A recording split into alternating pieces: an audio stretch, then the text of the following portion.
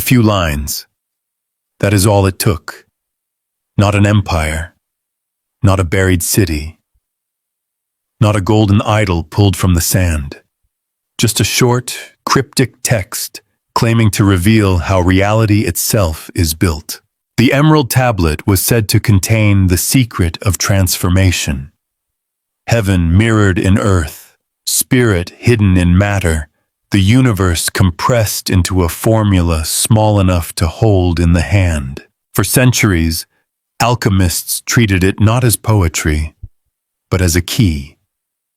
And keys, in the wrong hands, have always made people nervous. But before we follow the tablet through libraries, legends, furnaces, and forbidden margins, we need to slow down. Because the first mystery is not whether an emerald slab truly waited somewhere in the ancient darkness.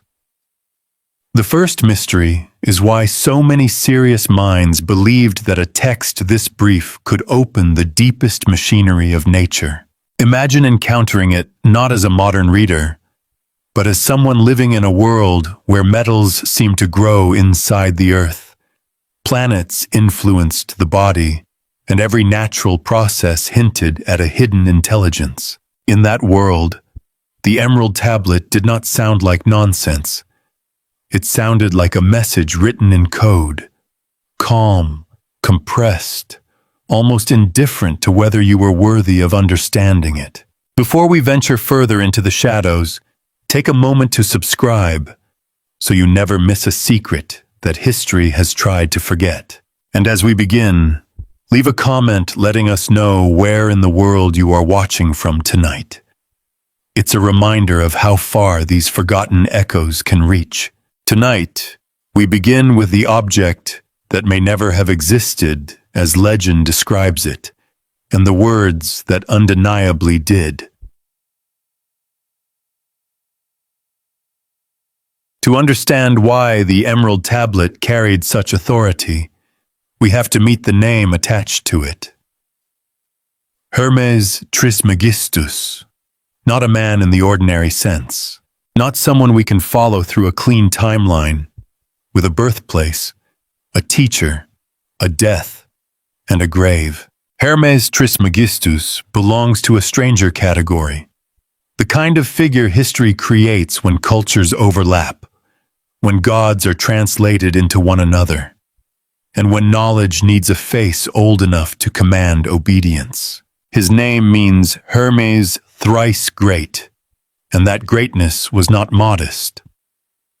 Later traditions imagined him as a master of writing, measurement, magic, astrology, medicine, and the hidden laws that connected the visible world to the invisible one. He was not merely a wise author, he was the supposed origin of wisdom itself. Behind him stood two older figures. From Egypt came Thoth, the ibis-headed god of writing, calculation, sacred speech, and cosmic order. Thoth was the one who measured, recorded, and preserved.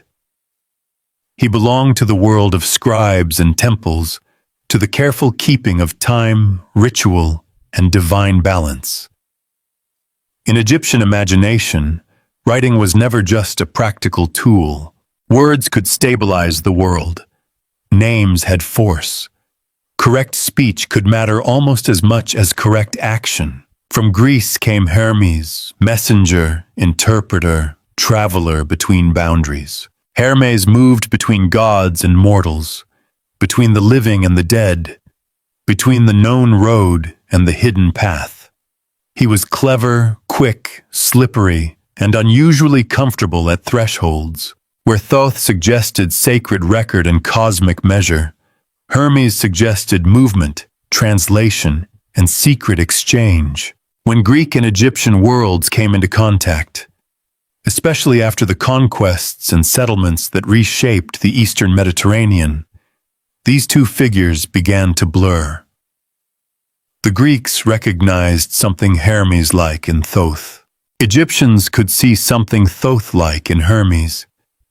The result was not a simple replacement, but a fusion. Hermes Trismegistus, a symbolic teacher who seemed to stand behind every art that required hidden understanding. That is important, because the Emerald Tablet did not become powerful only because of what it said. It became powerful because of who was believed to have said it.